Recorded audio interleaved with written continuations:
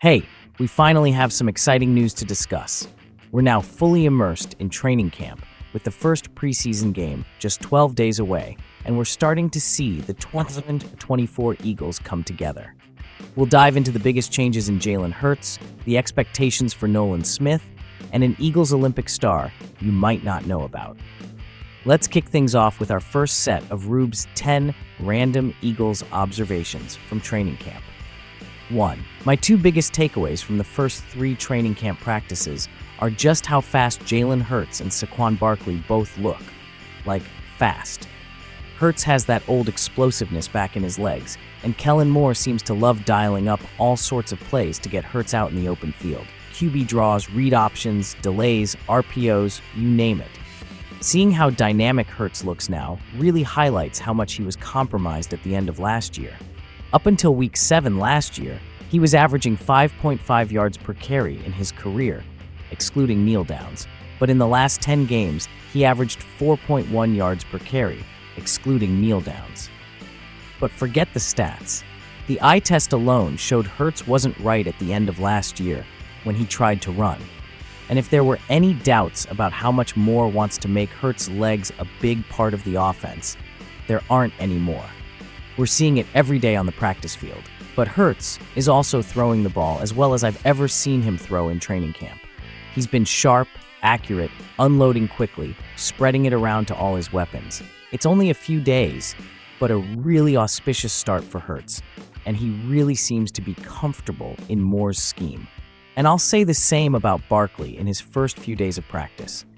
He's fast and lean and looks powerful and elusive, both as a runner and receiver. Moore is doing a lot with Barkley, and you'll see him lining up in the backfield, in the slot, even outside once in a while.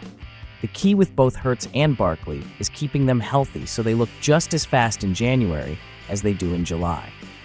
That won't be easy, but if the Eagles can get to the playoffs with Hurts and Barkley looking close to how they look now, this is going to be a very tough offense to stop. Number 2, there's been a significant focus on conditioning this summer, and it's clear the Eagles believe there's a direct link between last year's collapse and the team's overall fitness level as the season progressed. This focus isn't just on Jordan Davis and Jalen Carter. When an entire team looks slow, sluggish, and out of position, there are many reasons for it. However, the coaching and training staff, along with the players, seem to be emphasizing conditioning more than in Nick Sirianni's previous training camps. On Thursday, during the last period, everyone on the field, all 22 guys, finished every snap by sprinting to the end zone. We've seen players do extra running after practice, and the offense finish a lot of plays at full speed to the end zone, even if the play was whistled dead. Conditioning has been a buzzword around camp in the first week, and we'll see if this emphasis pays off in the long run. 3.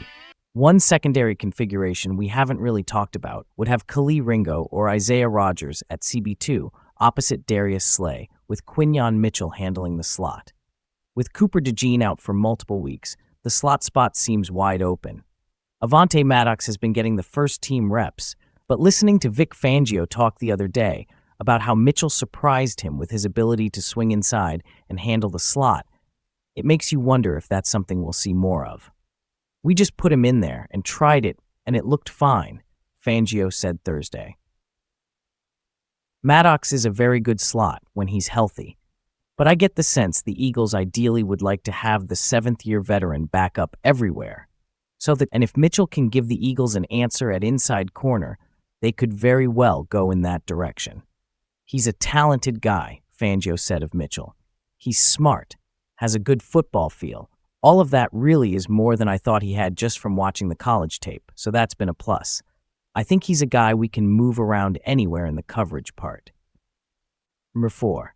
We're just a few days into camp, but Grant Calcaterra has already pulled ahead of CJ Uzoma, Albert Okwuegbunam, and EJ Jenkins for the number 2 tight end spot behind Dallas Goedert.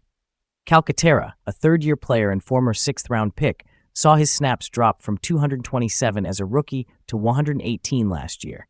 He has only 9 career receptions, including a 40-yarder as a rookie.